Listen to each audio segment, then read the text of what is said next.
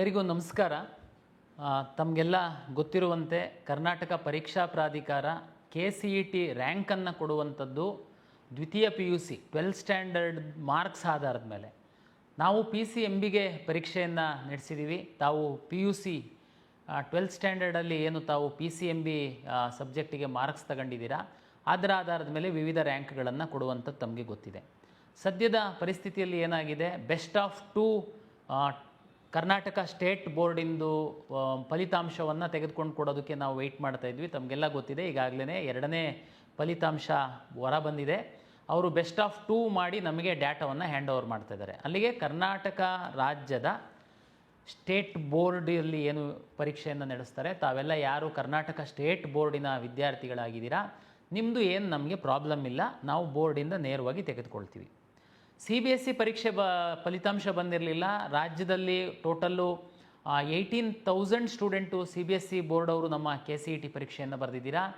8,900 ವಿದ್ಯಾರ್ಥಿಗಳು ಬೇರೆ ರಾಜ್ಯದವರು CBSE ಬೋರ್ಡಲ್ಲಿ ನೀವು ಅಪಿಯರ್ ಆಗಿರುವಂಥವ್ರು ಇದ್ದೀರಾ. ನಿಮ್ಮದು ಡೇಟಾ ನಮ್ಮ ಕೈಯಲ್ಲಿ ಇರಲ್ಲ. ಕೊನೆಗೆ ನಾವು ಡಿಜಿಲಾಕರಲ್ಲಿ ತಾವು ಡೌನ್ಲೋಡ್ ಮಾಡಬೇಕು. ಯಾಕೆಂದರೆ CBSE ಬೋರ್ಡ್ ಅವರು NAD ಪೋರ್ಟಲಲ್ಲಿ ಅಪ್ಲೋಡ್ ಮಾಡಿರ್ತಾರೆ. ತಾವು ಡಿಜಿಲಾಕರಲ್ಲಿ ಲಾಗಿನ್ ಆಗಿಬಿಡ್ತು ಅಂತಂದರೆ ಅದು ಅಲ್ಲಿ ಮಾರ್ಕ್ಸ್ ಕಾರ್ಡ್ ಡೌನ್ಲೋಡ್ ಆಗುತ್ತೆ. ಅದರಿಂದ ನಾವು ಫೆಚ್ ಮಾಡುವಂಥದ್ದು. 18,000 ಕರ್ನಾಟಕ ರಾಜ್ಯದಲ್ಲಿರುವಂತಹ CBSE ಕಾಲೇಜುಗಳು, ಹೊರ ರಾಜ್ಯಗಳಲ್ಲಿರುವಂತಹ CBSE ಕಾಲೇಜುಗಳಲ್ಲಿ 8,000 ವಿದ್ಯಾರ್ಥಿಗಳು. ತಾವು CBSE ಸ್ಟೇಟ್ ಬೋರ್ಡ್ ಅವರು ಅಪ್ಲೋಡ್ ಮಾಡಿರೋದು ನೀವು ಪ್ರಯತ್ನ ಮಾಡಿದರೆ, ಆದರೂ ನಮಗೆ ಶೇಕಡ 70% ಅಷ್ಟೇ ಬಂದಿದೆ, ಇನ್ನೂ 30% ಬಂದಿಲ್ಲ. ಬಂದಿರೋದ್ರಲ್ಲಿ ಸಹ ಸಣ್ಣ ಕೆಲವು ವಿದ್ಯಾರ್ಥಿಗಳು ಬಂದೇನು ಹೇಳ್ತಿದ್ದಾರೆ, ಕಳೆದ ವರ್ಷದವರು, ಈ ವರ್ಷದವರಲ್ಲ, ಕಳೆದ ವರ್ಷದವರು ಇಂಪ್ರೂವ್ಮೆಂಟ್ ಪರೀಕ್ಷೆಯನ್ನು ತಗೊಂಡಿದ್ವಿ, ಆ ಇಂಪ್ರೂವ್ಮೆಂಟಲ್ಲಿ ನಮಗೆ ಮಾರ್ಕ್ಸ್ ಬಂದಿರುವಂಥದ್ದು ಡಿಸ್ಪ್ಲೇ ಆಗ್ತಾ ಇಲ್ಲ ಅಂತ ಫ್ಯೂ ವಿದ್ಯಾರ್ಥಿಗಳು ಸಹ ತಾವು ಹೇಳ್ತಾ ಇರುವಂಥದ್ದು. ಅದು CBSE ಬೋರ್ಡ್ ಅವರು ಏನು NAD ಪೋರ್ಟಲಲ್ಲಿ ಅಪ್ಲೋಡ್ ಮಾಡಿರ್ತಾರೆ ಅದು ಬರೋದ್ರಿಂದ ಅದು ಆ ರೀತಿ ಕೆಲವು ವಿದ್ಯಾರ್ಥಿಗಳಿಗೆ ಸಮಸ್ಯೆ ಆಗಿದೆ. ಇದಲ್ಲದೆ ತಮಗೆ ಗೊತ್ತಿದೆ ನಮ್ಮ ಪರಿಸ್ಥಿತಿ ಹೇಗಿದೆ KEಯದ್ದು ಅಂತಂದರೆ, ಭಾರತ ದೇಶದಲ್ಲಿರುವಂತಹ ಎಲ್ಲ ರಾಜ್ಯಗಳಲ್ಲಿ ಕನ್ನಡಿಗರು ಹೋಗಿ ಉದ್ಯೋಗಕ್ಕೋಸ್ಕರ ಇರುವಂಥವ್ರು ಇದ್ದಾರೆ. ಅದು ಸರ್ಕಾರಿ ನೌಕರಿ ಇರ್ಬೋದು, ಖಾಸಗಿ ಇರ್ಬೋದು.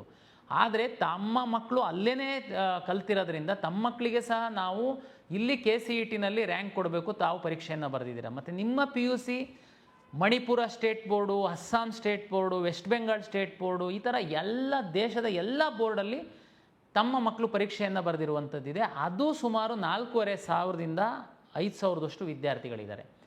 ಆ ಸ್ಟೇಟ್ ಬೋರ್ಡಿಂದ ನಾವು ಮಾಹಿತಿ ತಗೊಳ್ಳುವಂಥದ್ದು. ಈಗ ಮಹಾರಾಷ್ಟ್ರ, ಕೇರಳ, ಆಂಧ್ರ ಪ್ರದೇಶ ಇಲ್ಲಿ ನಾವು ಕರೆಸ್ಪಾಂಡೆನ್ಸ್ ಮಾಡಿದ್ವಿ. ಮಹಾರಾಷ್ಟ್ರ ಮತ್ತು ಕೇರಳದವರು ನಮಗೆ API ಸರ್ವಿಸಸ್ ಕೊಟ್ಟರು. ಮೇ ಬಿ ಕೇರಳದಲ್ಲಿ ಇನ್ನೂ ರಿಸಲ್ಟೇ ಬರಲಿಲ್ಲ. ಈ ಥರದ್ದು ನಮಗೆ ಸಮಸ್ಯೆ ಇದೆ. ಅದಕ್ಕೆ ನಾವು ಇವತ್ತು ನಾವು ಲಿಂಕನ್ನು ಓಪನ್ ಮಾಡ್ತಾಯಿದ್ದೀವಿ.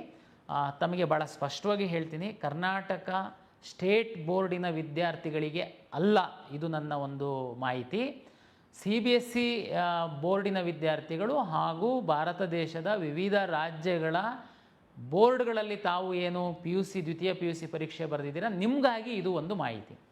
ತಾವು ನಮ್ಮ KEA ವೆಬ್ಸೈಟಲ್ಲಿ ತಾವು ತಮ್ಮ KCET ಅಪ್ಲಿಕೇಶನ್ನಿಗೆ ಏನು ಹಾಕುವಾಗ ಲಾಗಿನ್ ಪಾಸ್ವರ್ಡ್ ಇದೆ, ಆ ಲಾಗಿನ್ ಪಾಸ್ವರ್ಡ್ ಹಾಕಬೇಕು.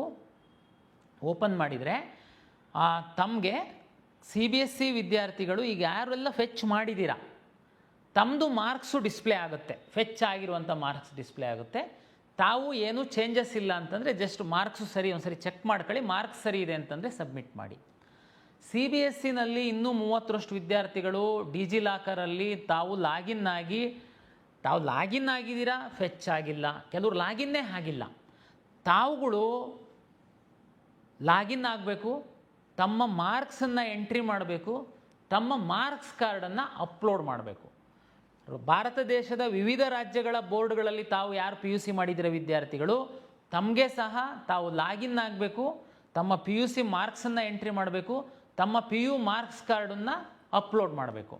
ದಯಮಾಡಿ ಇದು ತುಂಬ ಸಿಂಪಲ್ ಕೆಲಸ. ಮಾಡಿ ಸಬ್ಮಿಟ್ ಮಾಡಿದರೆ ಮಾತ್ರ ನಾವು ನಿಮಗೆ CET ರ್ಯಾಂಕ್ ಕೊಡೋದಕ್ಕಾಗುತ್ತೆ. ಇಲ್ಲ ಅಂತಂದರೆ ನಾವು ರ್ಯಾಂಕ್ ಕೊಡೋದು ಕಷ್ಟ ಆಗುತ್ತೆ. ದಯಮಾಡಿ ಮುಂದಿನ 2 ದಿನದಲ್ಲಿ ತಾವು ಈ ಕೆಲಸ ಮಾಡಬೇಕು ಅಂತೇಳಿ ನಾನು ವಿನಂತಿಯನ್ನು ಮಾಡಿಕೊಳ್ತೀನಿ. CBSEನಲ್ಲಿ ಡಿಜಿಲಾಕರಿಂದ ಫೆಚ್ಚಾಗಿ ಸಹ ಬಂದಿದೆ. ಅಲ್ಲಿ ಯಾವುದೋ ಮಾರ್ಕ್ಸು ತಪ್ಪು ಫೆಚ್ಚಾಗಿದೆ ಅಂತಂದರೆ ತಾವು ಮಾರ್ಕ್ಸ್ ಕಾರ್ಡ್ ಅಪ್ಲೋಡ್ ಮಾಡಬೇಕು. ತಾವು ಸರಿ ಇರುವಂಥದ್ದನ್ನು ಕೆಳಗಡೆ ಎಂಟ್ರಿ ಮಾಡೋದಕ್ಕೆ ಹೇಳಿ. ತುಂಬ ಸಿಂಪಲ್ ಪ್ರೊಸೀಜರ್ ಇದೆ, ತಮಗೆಲ್ಲ ಈಸಿಯಾಗಿ ಅರ್ಥ ಆಗುತ್ತೆ ಅಂತೇಳಿ ನಾನು ಭಾವಿಸಿದ್ದೀನಿ. ದಯಮಾಡಿ ಯಾರಾದ್ರೂ ಮಾರ್ಕ್ಸನ್ನು ತಪ್ಪಾಗಿ ಎಂಟ್ರಿ ಮಾಡಿದರೆ, ನೀವು ಅಪ್ಲೋಡ್ ಮಾಡಿರೋ ಮಾರ್ಕ್ಸ್ ಕಾರ್ಡ್ ಆಧಾರದ ಮೇಲೆ ನಾವು ಇಲ್ಲಿ ಅದನ್ನು ವೆರಿಫೈ ಮಾಡ್ತೀವಿ. ಅಷ್ಟಕ್ಕೇ ಮುಗಿಯಲ್ಲ.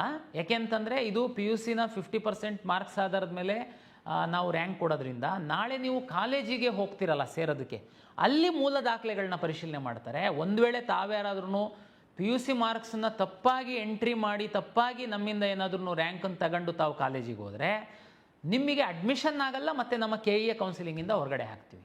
ಹಾಗಾಗಿ ದಯಮಾಡಿ ನಾನು ಇನ್ನೊಮ್ಮೆ ಹೇಳ್ತಾ ಇದ್ದೀನಿ, ಕರ್ನಾಟಕ ಪರೀಕ್ಷಾ ಪ್ರಾಧಿಕಾರ ನಡೆಸಿರುವಂತಹ KCET 2026 ರ್ಯಾಂಕನ್ನು ಅನೌನ್ಸ್ ಮಾಡಬೇಕು ಅಂತಂದರೆ ದ್ವಿತೀಯ PUCಯ ನಮಗೆ PCMB ಮಾರ್ಕ್ಸ್ ಬೇಕು.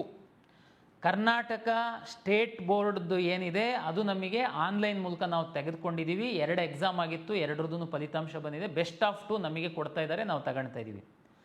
CBSEದು 70% ವಿದ್ಯಾರ್ಥಿಗಳು ತಾವು ಡಿಜಿಲಾಕರ್ ಮುಖಾಂತರ ತಾವು ಪರ್ಮಿಷನ್ ಕೊಟ್ಟಿದ್ದೀರಾ, ಅದು ನಮಗೆ ಡೌನ್ಲೋಡ್ ಆಗಿದೆ. ತಾವು ಬೇಕಾದರೆ ಚೆಕ್ ಒಂದು ಸರಿ ಮಾಡಿ ಸಬ್ಮಿಟ್ ಮಾಡಿ. ಯಾರು ಇನ್ನೂ 30% ಡಿಜಿಲಾಕರ್ ಮುಖಾಂತರ ಮಾಡಿಲ್ಲ ಅವರು ನೀವು ಡಿಜಿಲಾಕರ್ ಮುಖಾಂತರ ಮಾಡಿದರೆ ನಮಗೆ ಫೆಚ್ ಆಗುತ್ತೆ. ಇಲ್ಲ ಅಂತಂದರೆ ತಾವಿಲ್ಲಿ ಮಾರ್ಕ್ಸ್ ಎಂಟ್ರಿ ಮಾಡಿ ಮಾರ್ಕ್ಸ್ ಕಾರ್ಡನ್ನು ತಾವು ಅಪ್ಲೋಡ್ ಮಾಡಿ ಸಬ್ಮಿಟ್ ಮಾಡಿ. ಬೇರೆ ರಾಜ್ಯಗಳ ಬೋರ್ಡಲ್ಲಿ ತಾವು ಏನು ವಿದ್ಯಾರ್ಥಿಗಳಿದ್ದೀರಾ, ಉದಾಹರಣೆಗೆ ತೆಲಂಗಾಣದಲ್ಲಿ ಅವರು ನಮಗೆ API ಸರ್ವಿಸ್ ಕೊಟ್ಟಿಲ್ಲ, ತೆಲಂಗಾಣದವರು ಡಿಜಿಲಾಕರಲ್ಲಿ ನ್ಯಾಡ್ ಪೋರ್ಟಲಲ್ಲಿ ಸಹ ಅಪ್ಲೋಡ್ ಮಾಡಿಲ್ಲ. ನಿಮ್ಮಂಥ ವಿದ್ಯಾರ್ಥಿಗಳಿಗೆ ತಾವು ಮಾರ್ಕ್ಸ್ ಎಂಟ್ರಿ ಮಾಡಿ ತಮ್ಮ ಮಾರ್ಕ್ಸ್ ಕಾರ್ಡ್ ಅಪ್ಲೋಡ್ ಮಾಡಿ. ಇದು ನೀವು ನಮಗೆ ಮುಂದಿನ 2 ದಿನದಲ್ಲಿ ಮಾಡ್ತು ಅಂತಂದರೆ, ಮುಂದಿನ 2 ದಿನ ಅಂತಂದರೆ ನಮಗೆ 23 ಮತ್ತು 24 ಮಧ್ಯಾಹ್ನದೊಳಗಡೆ ತಾವು ಮಾಡಬೇಕು ಅಂತ ನನ್ನ ವಿನಂತಿ. ತಾವು ಮಾಡ್ತು ಅಂತಂದರೆ ನಿಮ್ಮ ಆ ಮಾರ್ಕ್ಸನ್ನು ನಾವು ಕನ್ಸಿಡರ್ ಮಾಡಿ ನಿಮಗೆ ರ್ಯಾಂಕ್ ಕೊಡುವಂಥದ್ದಕ್ಕೆ ಅನುಕೂಲ ಆಗುತ್ತೆ. ಇದು ಬಹಳ ಸಿಂಪಲ್ ಇದೆ. ತಾವು ದಯಮಾಡಿ ಇದನ್ನು ಮುಂದಿನ 2 ದಿನದಲ್ಲಿ ಮಾಡಬೇಕು ಅಂತೇಳಿ ನನ್ನ ವಿನಂತಿ. ಮತ್ತೆ ನಾವು ಸುಮಾರು ಈ ಹಿಂದಿನ ನೋಟಿಫಿಕೇಷನ್ಸ್ ಎಲ್ಲ ಹೇಳಿದಾಗ ವಿದ್ಯಾರ್ಥಿಗಳು ಸುಮ್ಮನೆ ಅನ್ನೆಸೆಸರಿ ಗೊಂದಲಕ್ಕೊಳಗಾಗ್ತೀರಾ. ಕರ್ನಾಟಕ ರಾಜ್ಯ ಬೋರ್ಡಿನ ವಿದ್ಯಾರ್ಥಿಗಳು ಏನು ಮಾಡೋಕ್ಕೆ ಹೋಗ್ಬಿಡಿ, ಸುಮ್ಮನೆ ಇದ್ಬಿಡಿ. ನಿಮ್ಮ ಮಾರ್ಕ್ಸನ್ನು ನಾವೇ ಬೋರ್ಡಿಂದ ತಗೊಳ್ತೀವಿ. ಉಳಿದವ್ರು ಮಾತ್ರ ನಮ್ಮ ಲಾಗಿನ್ ಆಗಿ ನಾನೀಗ ಹೇಳ್ದಂತೆ ಮಾಡಿ ಅಂತೇಳಿ ಎಲ್ಲರಿಗೆ ವಿನಂತಿಯನ್ನು ಮಾಡ್ಕೊಳ್ತೀನಿ. ಇದು ಟಾಪ್ ಪ್ರಿಯಾರಿಟಿ ಇದೆ, ತಾವು ಮಾಡಲೇಬೇಕು. ನಾವು ರ್ಯಾಂಕ್ ಕೊಡೋದಕ್ಕೋಸ್ಕರ ದಯಮಾಡಿ ಸಹಕರಿಸಬೇಕು ಅಂತ ಎಲ್ಲ ವಿದ್ಯಾರ್ಥಿಗಳು ಮತ್ತು ಪೋಷಕರಲ್ಲಿ ನಾನು ವಿನಂತಿಯನ್ನು ಮಾಡಿಕೊಳ್ತೇನೆ. ನಮಸ್ಕಾರ.